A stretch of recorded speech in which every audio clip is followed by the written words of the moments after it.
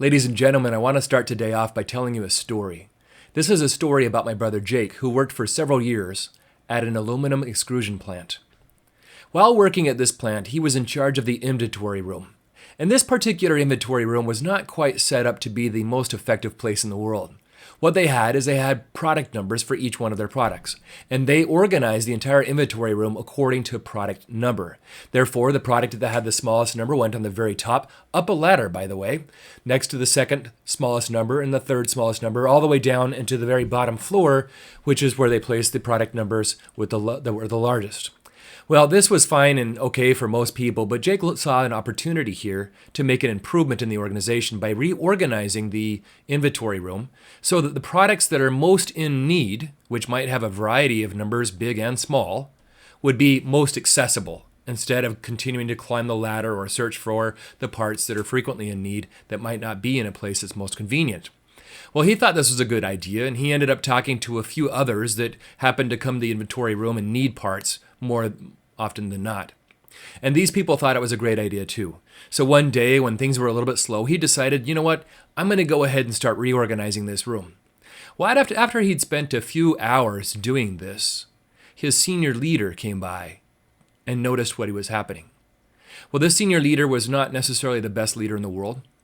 And he looked at Jake and looked at all the redoing of the parts that were going on and immediately demanded that Jake return the parts to where they were first originally located at. That is, to put them back into the order by number instead of by the amount of use that they have. Well, Jake was very furious at this and probably thought a few things about his leader, but realized one most important thing.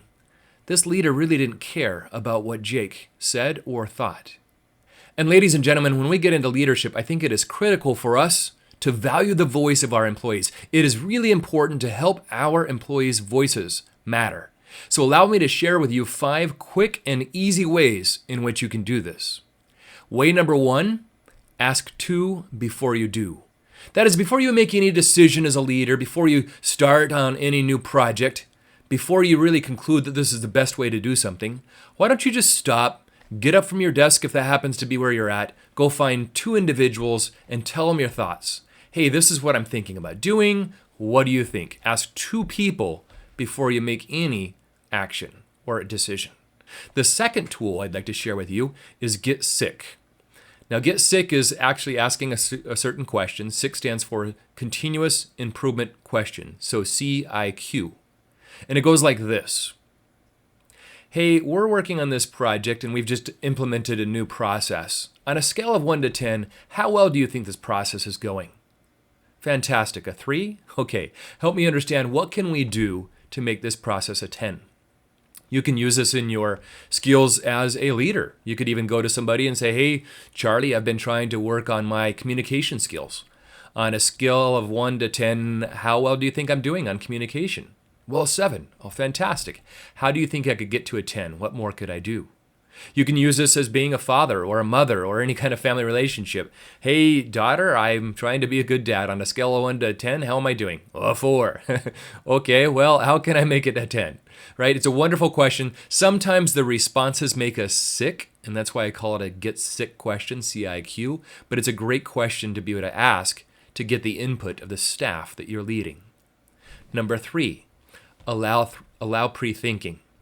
Now, I like number 3 a lot because most of my work is with people in manufacturing. And I found that a lot of people in manufacturing are introverts. Therefore, when we have these big meetings or we come together as a team and we start brainstorming some new ideas or brainstorming how we can improve a certain process, these people tend to just be quiet, which then causes leaders to do all the talking. That, of course, is not what we want. So allow pre-thinking simply means that you're going to send off before or give your staff some kind of indication ahead of time towards that meeting that you're going to of what's going on. Maybe you are rethinking a process. Great. Send out the questions you're going to be asking in your meeting to your staff 2 or 3 or maybe 4 days early so they have a chance to be able to think about it. Maybe you're looking for updates from a certain department. Well, just simply send the questions of the updates out to that department ahead of your meeting, and so they can be prepared for that. Again, introverts love to be able to have a little time to think through things before they have to respond. That's allow pre-thinking. Tool number 4 that I'd like to share with you today is what's called Think, Pair, Share. When I do my training with companies, this is one of the greatest tools that I use. It's a fantastic tool because it allows people to get engaged. It allows people to feel comfortable sharing ideas and communicating and speaking up. What I mean by this is you give a question during the middle of a meeting, and you allow individuals to think about this question first. So give them a minute or 2 or 3 minutes just to think about it on their own. Maybe they can jot down an idea or two.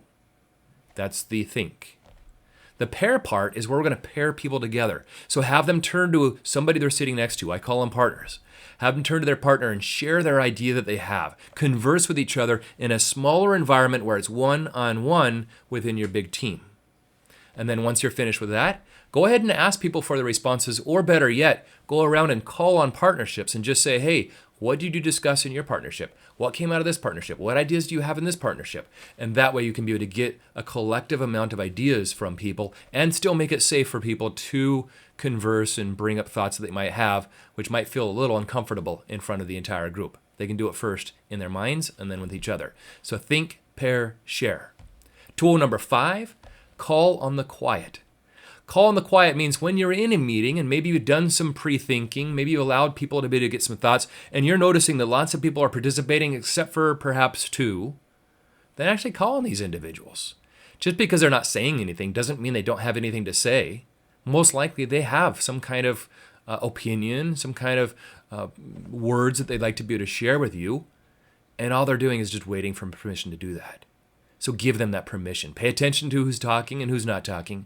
And at some point, when it's right and when it feels comfortable, call on that individual and say, Stacy, I've noticed in our meeting you haven't said much. What do you think about what we're talking about right now? And allow her to give her thoughts. So those are 5 strategies, 5 tools, 5 ways that we can be able to make the voice of your employees matter. Again, ask 2 before you do, get sick, allow pre-thinking, think, pair, share, and call on the quiet. Ladies and gentlemen, I hope you use these tools, at least 1, if not 5, sometime here in the near future and help empower your employees by giving them a voice that matters. Thank you and have a fantastic day.